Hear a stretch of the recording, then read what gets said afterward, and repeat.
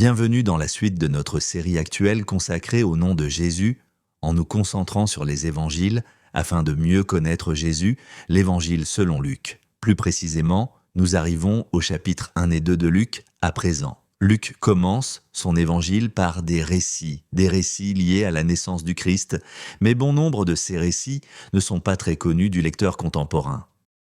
Luc ne commence pas par une explication détaillée et précise de la naissance de Jésus. Il commence plutôt par des récits de réaction. Souviens-toi que les 4 évangiles commencent vraiment par des histoires d'identité. Les récits d'identité mènent finalement soit à la foi, soit au conflit. Et ce sont, dans l'ensemble, des récits de foi autant que de conflits. On peut tout à fait les identifier comme des récits de réaction.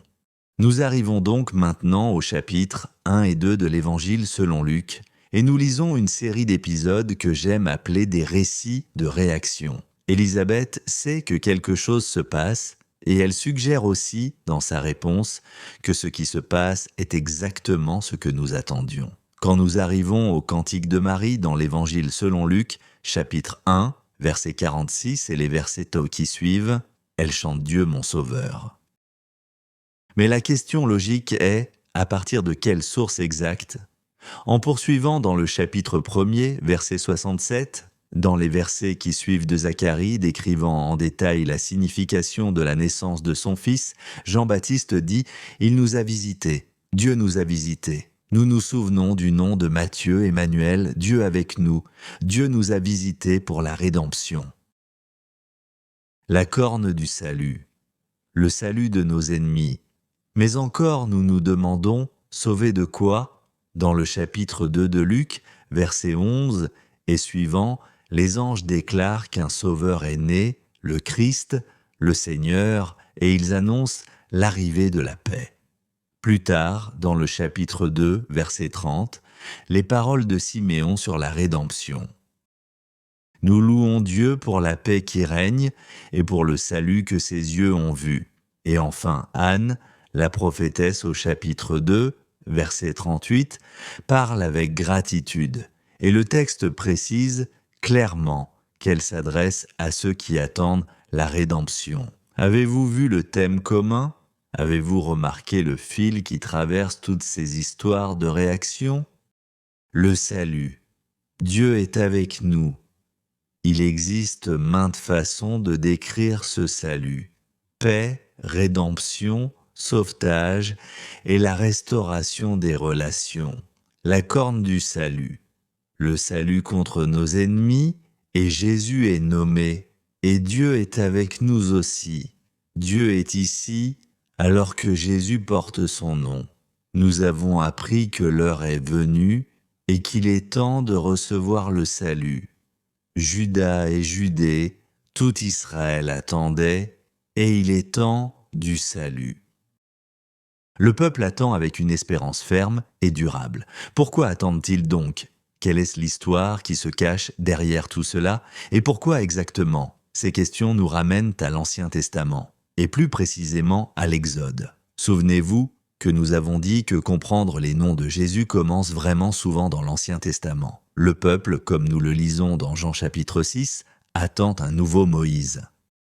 Ils espèrent une version contemporaine de l'Exode, un nouvel Exode, une délivrance et un salut destiné à les libérer des ennemis qui les opprimaient au 1er siècle. Ces questions, ces observations nous ramènent vers l'Exode encore une fois. Les noms de Jésus reposent sur des fondations et des racines de l'Ancien Testament et nous en venons à comprendre.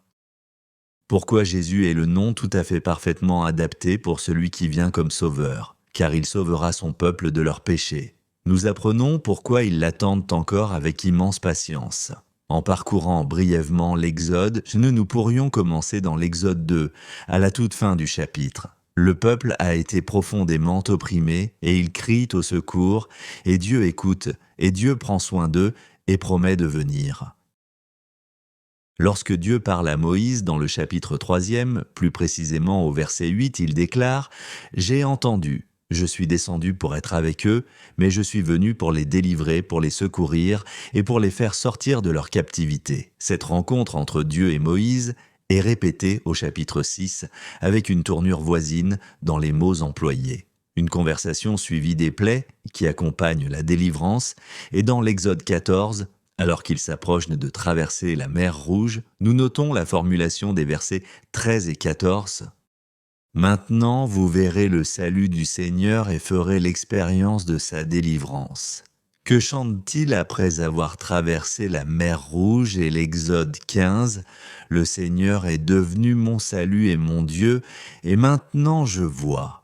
Dans la vidéo d'introduction, nous avons remarqué plusieurs noms. Parole de Dieu, Fils de Dieu, Sauveur Emmanuel, Agneau de Dieu, Rabbin, Enseignant, Bon Berger. Et nous avons vraiment passé en revue le développement de ces noms. Et par ailleurs, nous en avons ajouté à cette même liste dans les 4 évangiles. Lorsque nous arrivons à l'évangile selon Jean, nous avons mentionné la tournure unique qui apparaît chez Thomas, Jean 20, 28. Mon Seigneur et mon Dieu, rappelez-vous que notre but est de connaître Jésus, et non pas simplement de connaître des choses sur Jésus. Nous aimons Paul dans l'épître aux Philippiens, chapitre 3, verset 10. Vous voulez le connaître, et ceci est un bon point de départ. Quel est votre nom ? Alors nous avons passé du temps dans les 4 évangiles, en particulier dans les premiers chapitres de ces 4 évangiles. En réfléchissant à cette question, quel est votre nom ? Qu'est-ce que nous pouvons apprendre ? Les noms, les titres, les descriptions et la question qui se pose au sujet de notre vidéo d'introduction. Alors, qu'y a-t-il dans un nom ? Pourquoi ces noms comptent-ils vraiment ? Comment pouvons-nous connaître Jésus et non pas seulement le connaître par des informations sur lui dans notre expérience ? Les 2 prochaines vidéos de cette série nous aideront à voir l'application pratique et aussi à répondre à ces questions. Comment pouvons-nous utiliser ces noms pour parvenir à connaître Jésus ensemble ? J'ai hâte de partager ces études avec vous. Dans les semaines qui viennent, que Dieu nous bénisse pendant que nous étudions ensemble avec joie et dévotion, et que nous cherchons ardemment à mieux connaître Jésus, notre Sauveur bien-aimé.